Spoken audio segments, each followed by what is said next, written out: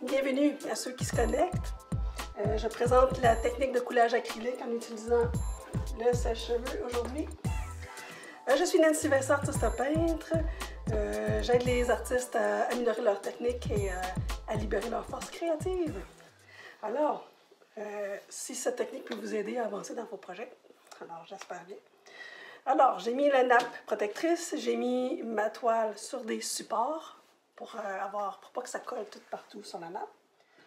Je me suis assurée que ma toile est de niveau. Puis si c'est pas de niveau, je mets un petit, on appelle un petit shim là en dessous. Alors, de niveau, on vérifie ce sens-là, ce sens-ci, tous les coins ou les côtés, puis les centres. Alors, moi, j'ai mis deux petits shims là sur un côté. Je vais retirer mon niveau.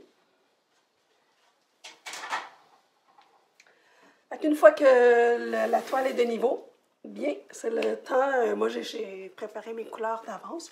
Dans le fond, il faut choisir ses couleurs. Alors, moi, j'ai choisi blanc, noir, doré, sépia, puis la couleur métallisée et teint.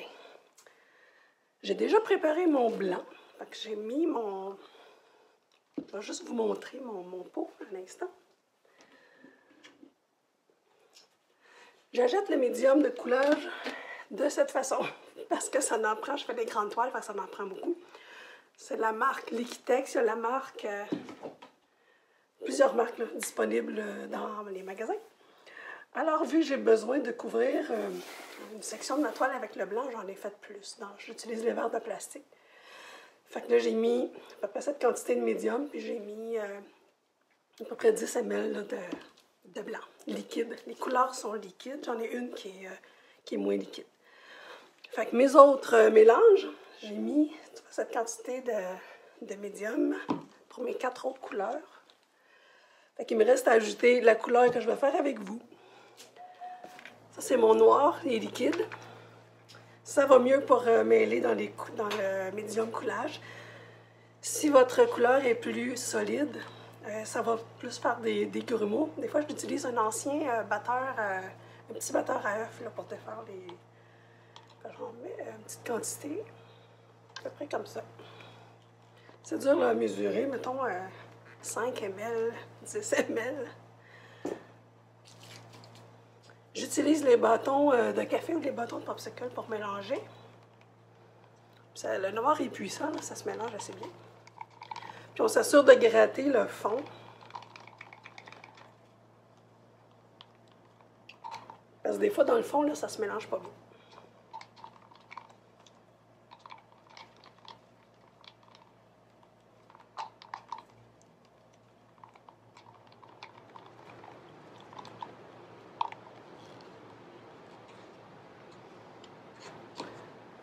Je vais mettre le petit bâton de côté pour l'instant. Après, j'ai choisi le doré, un beau doré. J'y vais de la même façon. Je prends mon verre, j'en ajoute quelques gouttes. Puis ensuite, je mélange le tout. Tu vois, comme le doré est plus liquide, je pense que ça m'en prend un peu plus pour que ça apparaisse. Ça, c'est à vous de juger là, pour les quantités nécessaires de peinture dans votre mélange.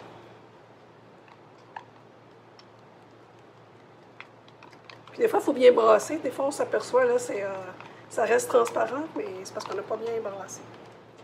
Fait que le petit doré, là, ça fait... Je fais ça.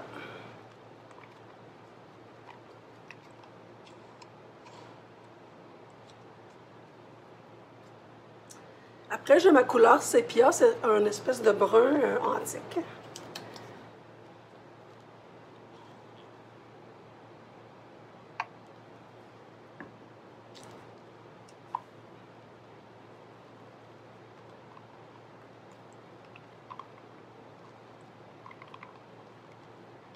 Ça fait ça un peu, là. Le sépia, là, c'est un petit brun. C'est comme s'il y avait du jaune dans le brun. Hein. Okay, ça donne faut bien brasser. On peut... Là, tu vois, il m'en manque un peu.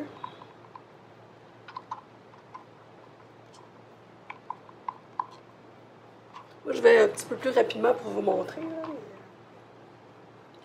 fait que c'est juste de bien brasser. Puis en brassant, bien, ça fait des bulles d'air dans le mélange. Fait qu'il faut attendre un peu que les bulles d'air sortent du mélange avant de l'appliquer.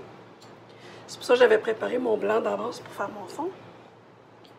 Puis le couleur éteint, c'est ça que j'ai pris. Lui, tu vois, il est plus solide. Là. Fait que quand je vais le mettre dans le mélange, ça va être un petit peu plus... Vous voyez, c'est un petit peu plus... Wouhou! Je vais le mélanger, puis si je vois que c'est pas... Bon, lui, il est pas pire. Il se défait bien. Ça lui ajoute une petite touche métallisée, là. Je mélange. C'est comme un argenté, mais chaud.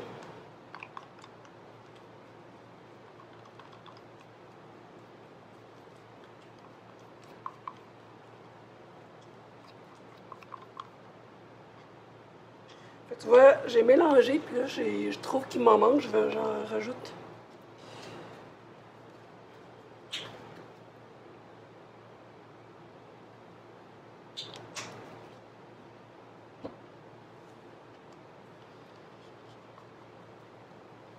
Alors dites-moi, c'est qui regarde d'où vous venez, est-ce que vous voyez bien? Moi, des fois, je m'installe, tu sais, je vois pas, je sais pas qu'est-ce que vous voyez sur votre tablette, ou votre ordi, ou votre cellulaire.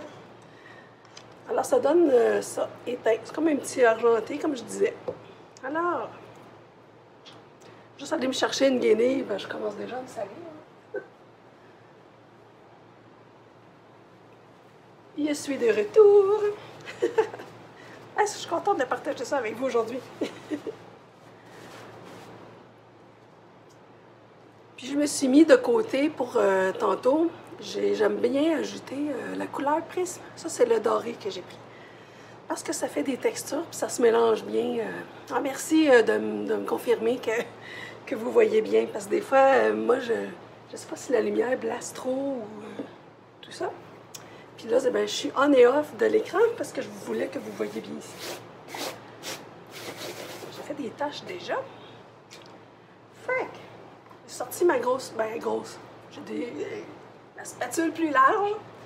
Fait que pour que vous voyez bien, je vais faire ça. Je vais faire une section là, seulement pour aujourd'hui. Faire ça. Fait que je vais prendre mon blanc. Je vais l'étendre. Là, ma toile était déjà préparée avec de l'acrylique texturé blanc, qui est déjà sec. Comme ça.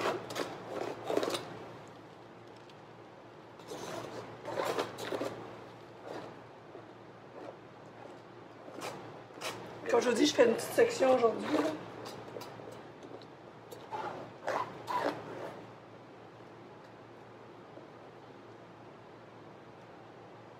Puis oui, par expérience, ceux qui se demandent si je peux faire une section, continuer l'autre par après, ben oui. Ça peut faire des coupures. Là. Comme là, moi, je vais faire la section. Mais ça se peut après, quand je vais terminer le live, là, je vais continuer mes extrémités. Puis vous vous demandez aussi, par après, est-ce qu'on peut ajouter d'autres choses? Ben oui, quand toute la surface est sèche, si vous désirez faire des corrections, c'est toujours possible. Vous vous préparez des plus petites quantités de coulis, bien sûr. Et vous pouvez ajouter à des sections qui manquent, relier des surfaces qui n'étaient pas reliées ensemble pour créer l'équilibre qu'il faut là, pour le produit fini.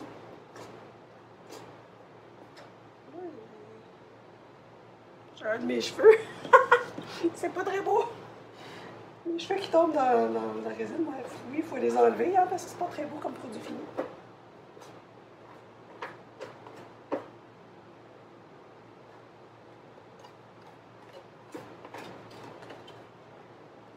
J'essaie d'avoir une couche uniforme. Là.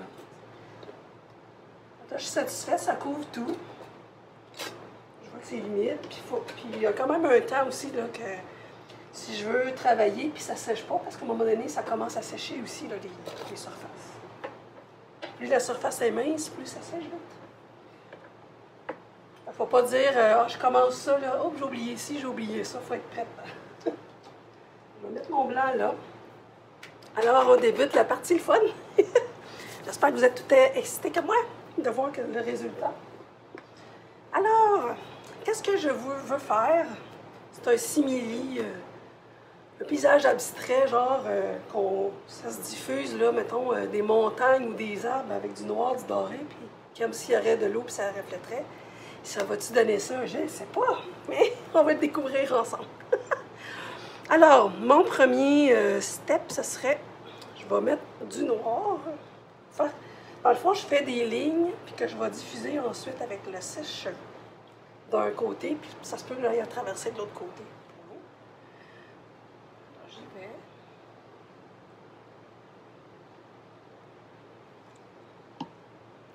Je vais mettre mon sépia. Je vais y aller par ordre là, de foncer à part.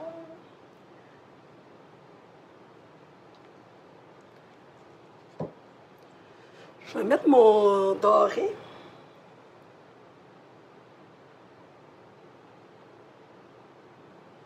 Je vais en mettre un peu là, chaque côté, parce que j'espère que ça va se diffuser plus haut. Puis je vais mettre mon argenté.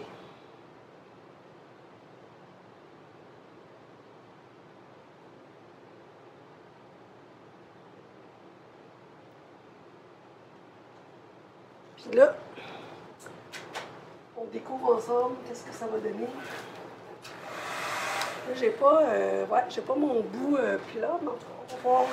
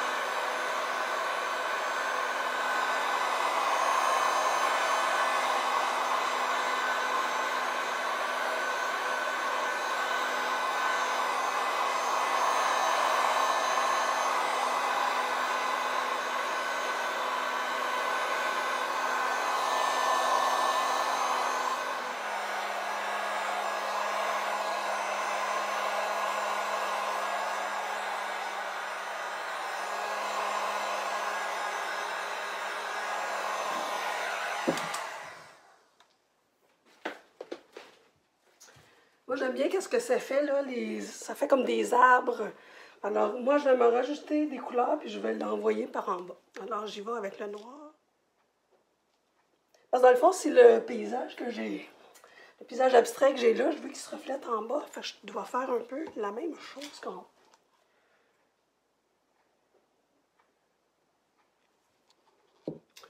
Je rajoute mon doré.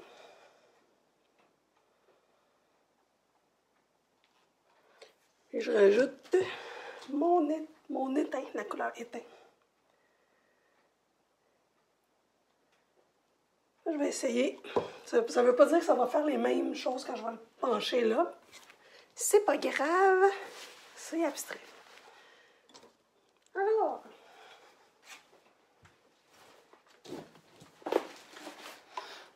On y va.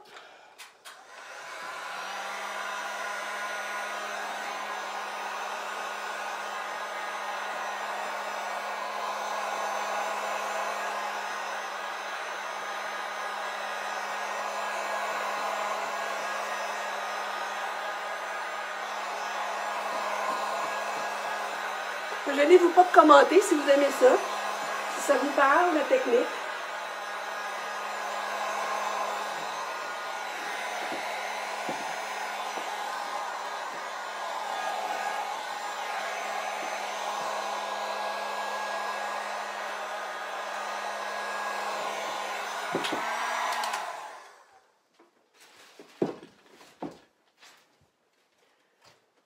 J'aime pas mal ça, qu'est-ce que ça fait, c'est pas mal beau. Là, ici, moi, j'ai décidé que je vais en rajouter du noir. Dans le fond, on peut créer, là, comme qu'on veut. J'aime beaucoup là, le doré ou le éteint, qu'est-ce que ça fait, c'est merveilleux, là. Ça fait des métallisés, là, c'est très beau.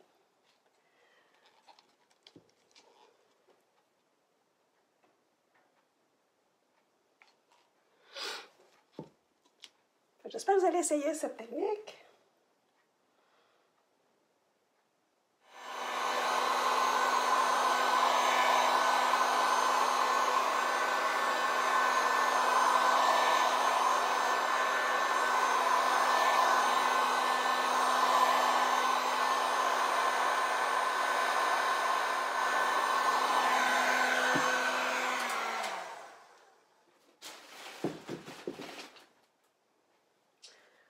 Là, tu vois, j'aime... Ici, je désire plus de noir.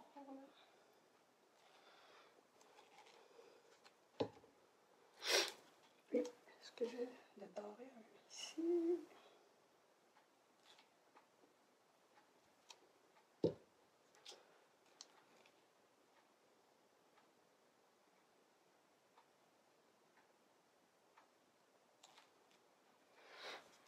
Dans le fond, j'y vais pour équilibrer les deux sections.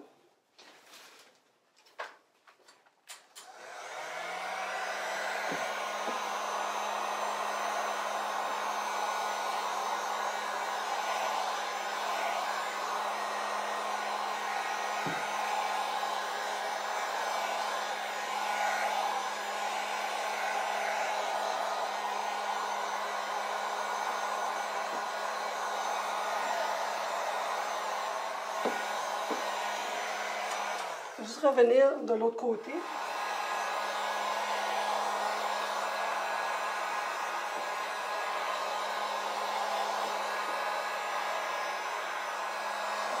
Si vous voyez, j'ai du blanc, puis ça fait très beau, ça fait comme des courants un peu. S'il y avait de la neige dans les montagnes, c'est ça que ça fait ici, j'adore ça.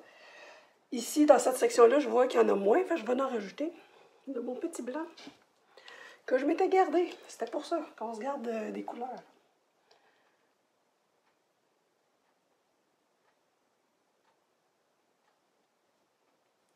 Puis, peut-être... Puis des fois, on n'est pas obligé d'en mettre trop. Une petite ligne mince, ça va se disperser dans les autres couleurs. Puis vous voyez, là, j'ai utilisé mon heat gun, la chaleur est plus intense. Parfois, je fasse attention parce que la couleur, elle veut comme friper, dans le fond, elle sèche trop vite. Fait que si j'ai mon autre sèche-cheveux qui est moins chaud, mais avec le bout plat, que je vous recommande d'ailleurs, ça va peut-être moins sécher rapidement puis se disperser plus. Mais j'adore là, les résultats, c'est magnifique. Là, j'ai juste à couler. Puis là, qu'est-ce que moi je désirerais? Je pense que j'ai plus trop de blanc, mais je désirais d'autres pics là. Fait que c'est moi, je vais rajouter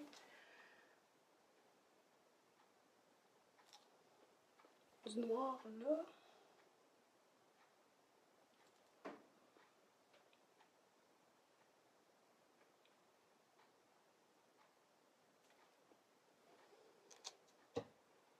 Mon petit sépia qui vient ajouter de la petite touche là.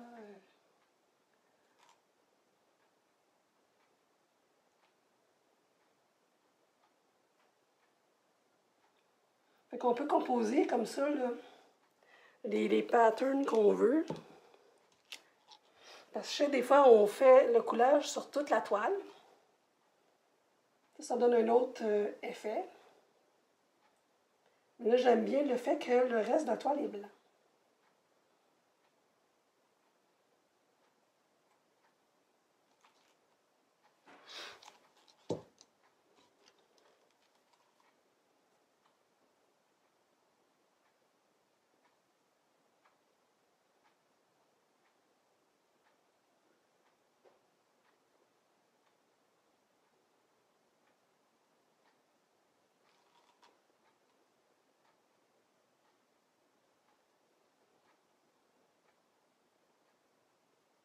Fait qu'on s'arrange pour que la toile soit équilibrée dans les couleurs. Fait que si on manque, là, on en rajoute. Il faut que tout soit harmonieux.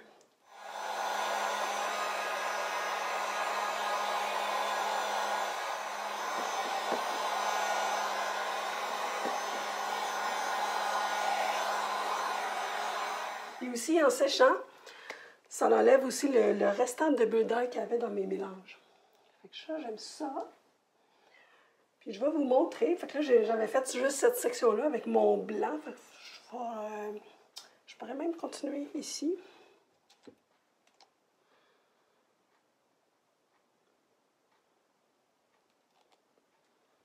Ici, j'ai plus de peinture. Fait que je vais en faire un petit bout encore.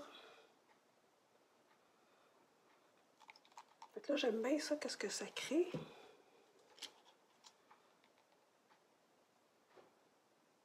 Fait que tu sais, le coulage n'est pas obligé d'être genre n'importe quoi non plus sur la toile. On peut diriger notre coulage. C'est ça que je vais vous montrer aujourd'hui. C'était ça mon but.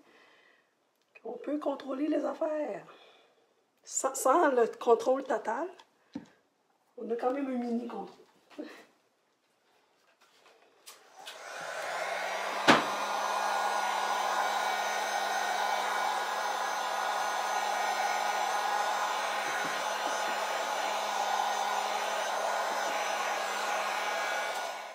Pour relier, là, je voulais comme une ligne d'horizon.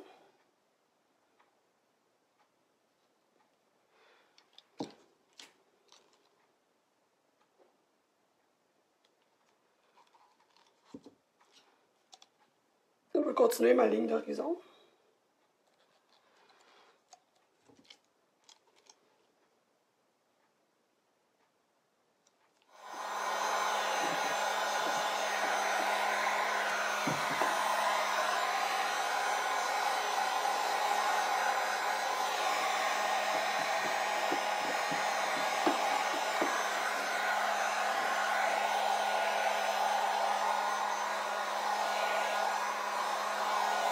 Si je laisse la toile sans support, ben, toute ma peinture va aller d'un côté ou de l'autre. Là, c'est plus qu'est-ce qu'on veut du tout. C'est pas ce qu'on recherchait. Quelquefois, comme ici, qu'est-ce que je peux faire? Je vais vous le montrer avec ma spatule. Si je veux guider moi-même mon coulage, tu sais, je pourrais prendre le côté mince de la spatule, puis je pourrais moi-même aller puis guider, là.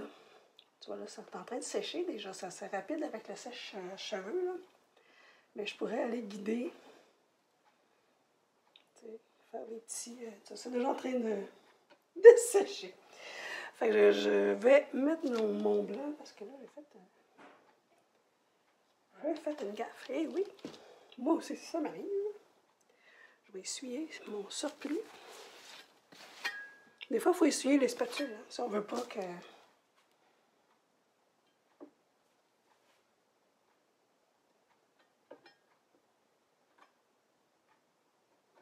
Et voilà, le tour est joué. Comment corriger une coulage en une seconde?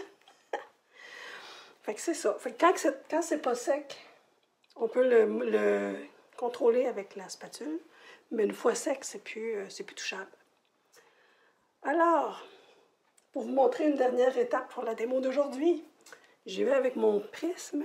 C'est la couleur dorée, là. C'est or antique. Vieil or. Cette fois-ci, je veux des lignes minces. Parce que des fois, j'y vais directement de mon pot. Mais là, des fois, je prends un bâton, je brasse bien. Puis les couleurs prisme PBO sont super parce que ça fait des textures après. Donc moi, je vais en mettre ici, dans mon horizon. Puis peut-être je vais le faire monter, là.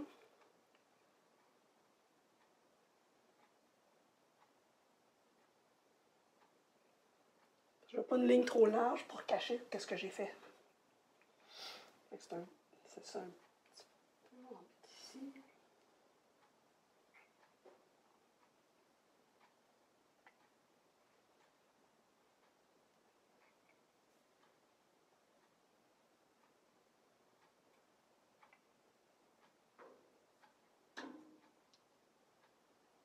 Ça, quand on le met, il est comme mince, puis après ça, il s'étale un peu, puis il fait les textures en séchant. Si vous n'en voulez pas, vous n'en mettez pas.